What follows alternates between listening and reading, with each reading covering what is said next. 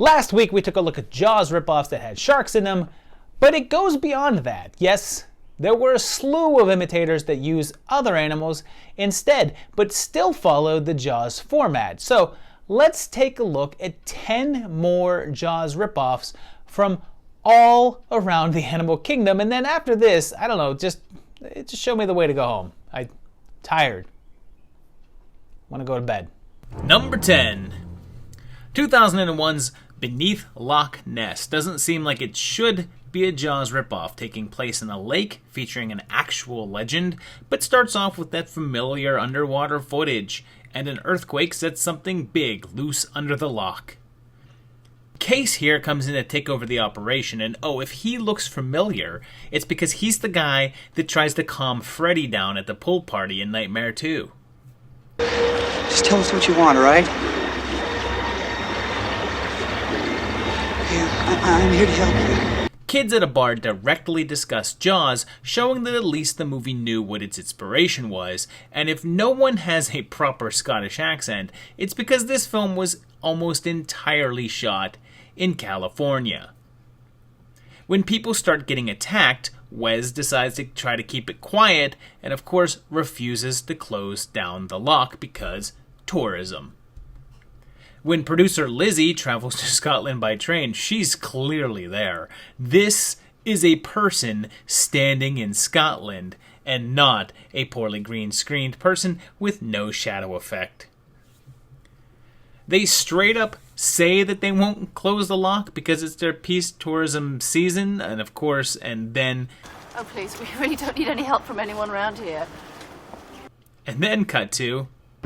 Thought you said you didn't want any help from anybody around here. I'll take any kind of help I can get.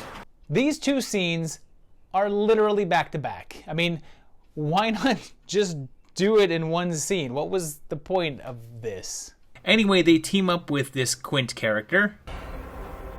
A beast. His eyes so dark as hell itself. Like a doll's eyes. So of course a Nessie-looking creature washes up on shore, and they declare it to be the killer monster, giving them reason to keep the loch open, and they figure out that it's not their creature through an autopsy.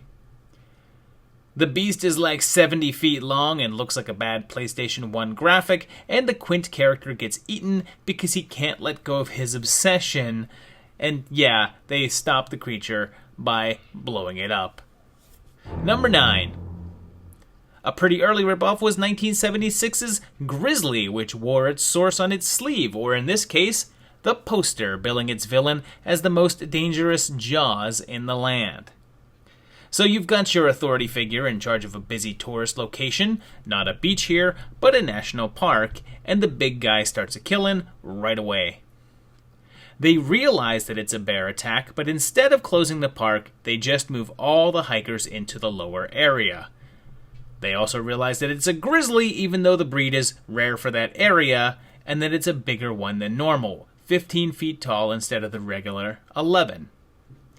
The bear continues its attacks, so a bunch of randoms all head out to try and track it down, because it's like every note of Jaws replayed.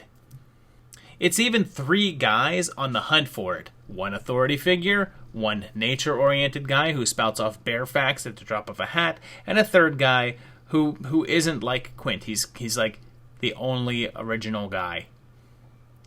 The park manager still won't close the park, and we finally get a view of the big boy, and similar to Jaws with the Kittner kid, there's a young boy attacked by the bear. And give it credit, I guess, they actually show the aftermath.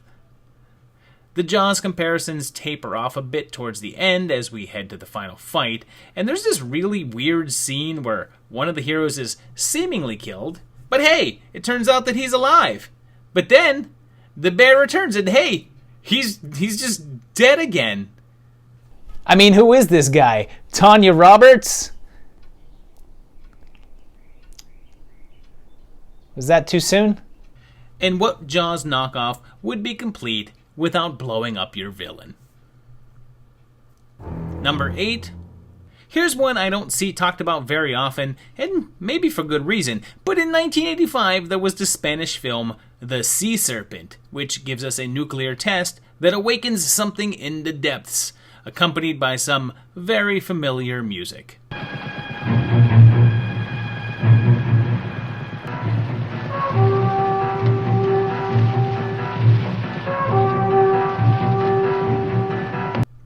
And you know how in Jaws they didn't really show the shark and it works like 100 times better than if they did?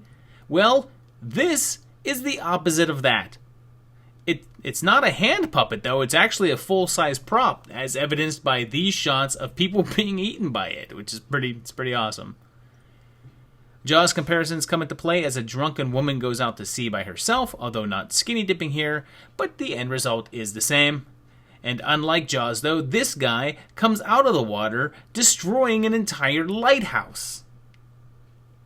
I should have pointed out that our main character is named Pedro and is played by Timothy Bottoms, who's been in some serious stuff, but I mostly know him as playing George Bush in That's My Bush.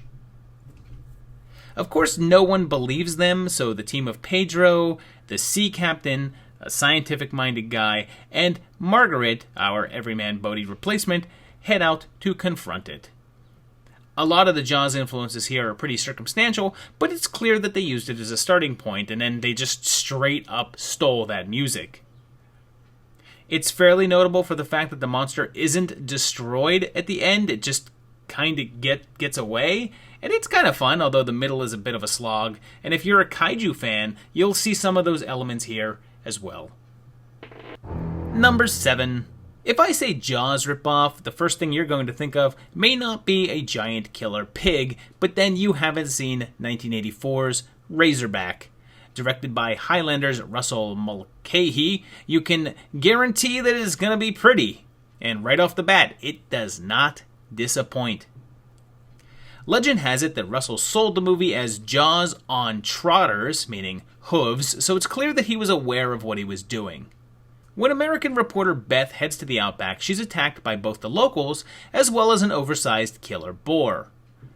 There's a very Quint-like character with Jake, who is obsessed with killing the big pig because it killed his son, as Beth's husband comes to try to find her, so you have your character who's new to the area like Brody.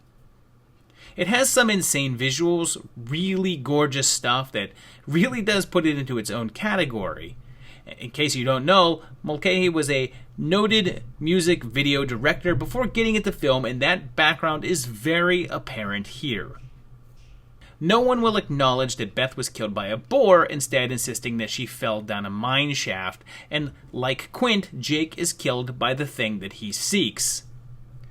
There's a makeshift posse that goes off and hunted the beast, but that's probably the bulk of the similarities. I mean, even though this one uses the bare bones of Jaws to build itself up on, it is a completely different film in the way that it looks and feels.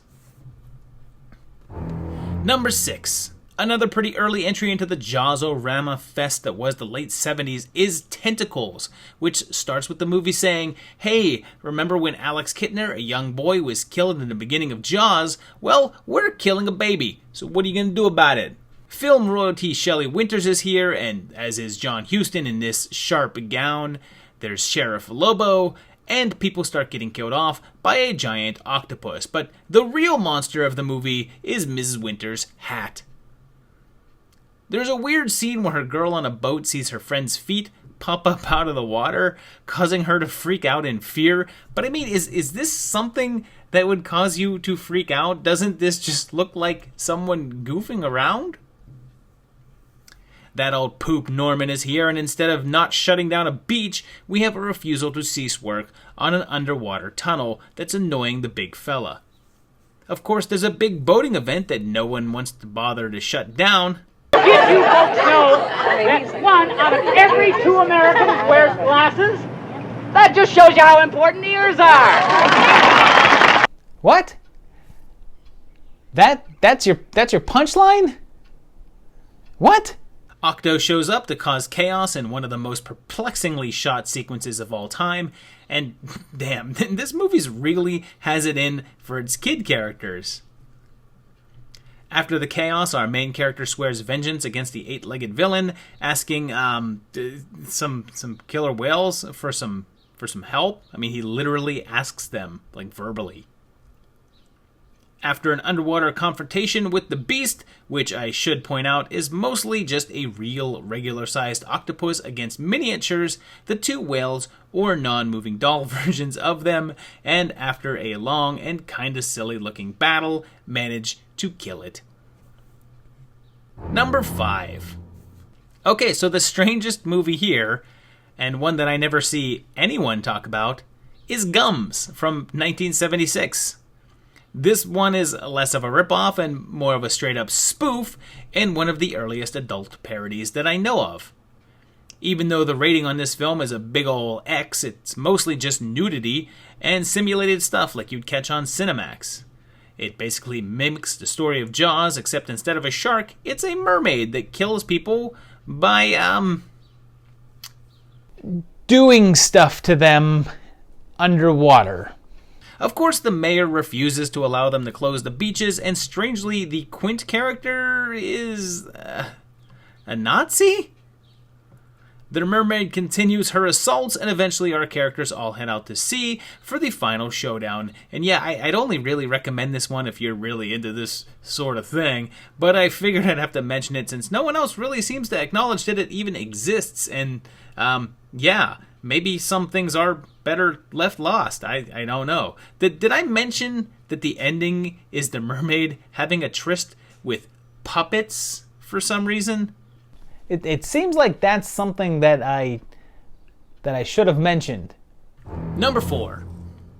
One of the other unusual entries on this list is 1980's Blood Beach, which also made sure to let everyone know exactly what they were trying to emulate right on the poster, which actually repeated Jaws 2's tagline of "just when you thought it was safe to go back in the water," except they added their own line, "you can't even get to it."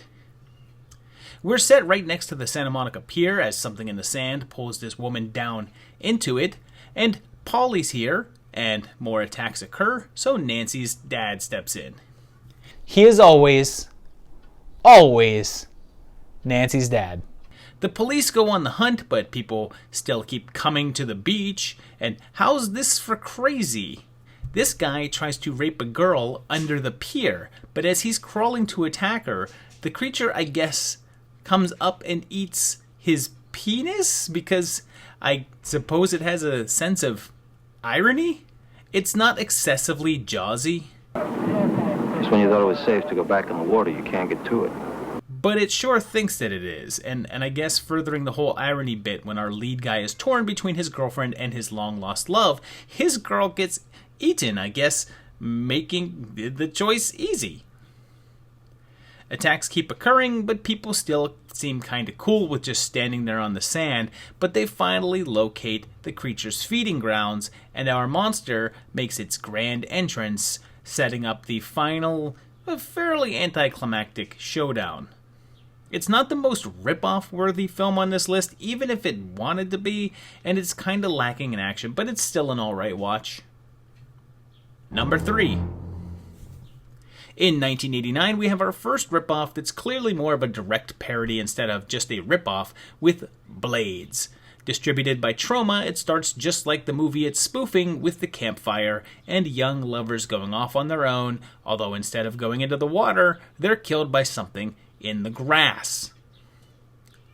It's set on a golf course right before a big tournament, and as expected, when the first killings are discovered, it's covered up.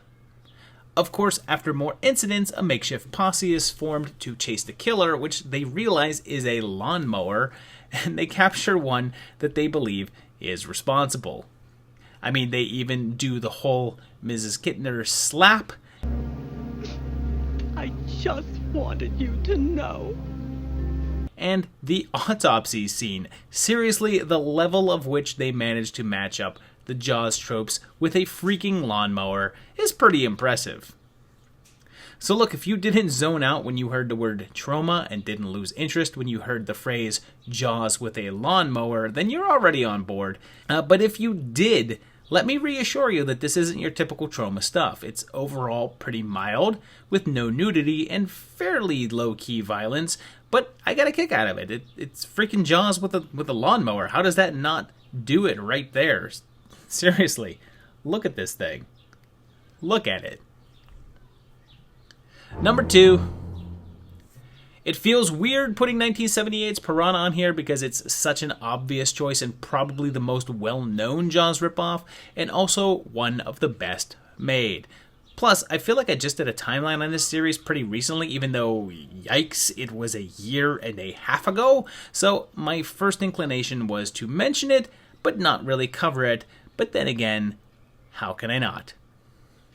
Roger Corman literally asked for a direct emulation of Jaws, hiring legendary John Sayles to write the script.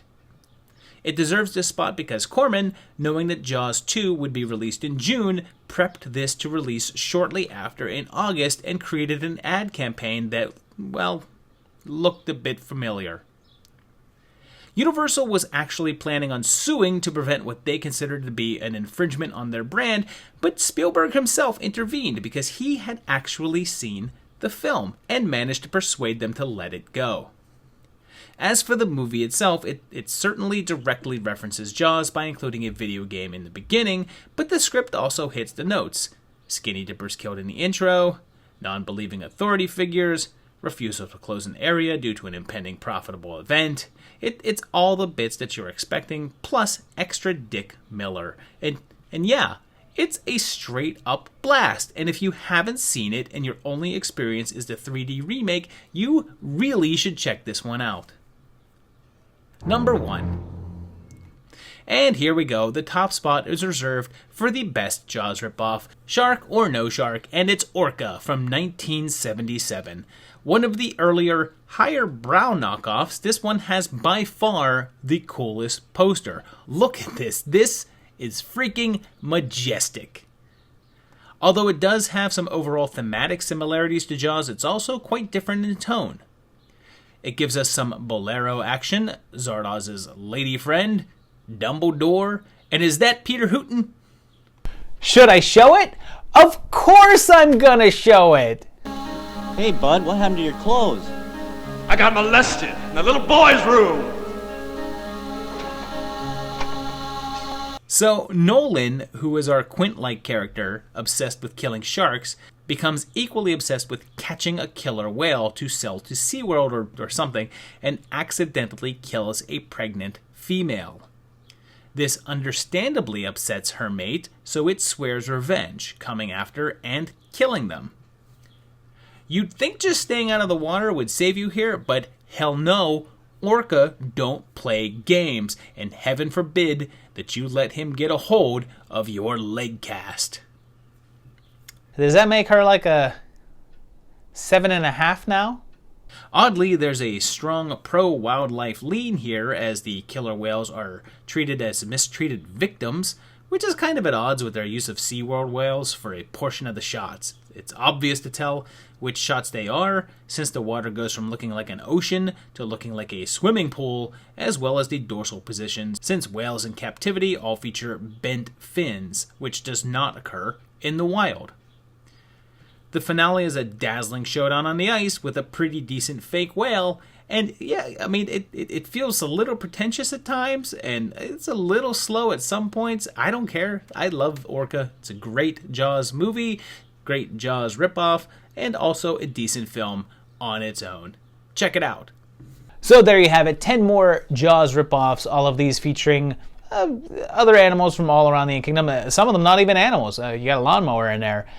Some of these were underwater, some of them were above water. A pretty good variety in here, and for the most part, again, fairly enjoyable. There's a couple of duds in here, but I got a kick out of quite a few of these. They're a lot of fun.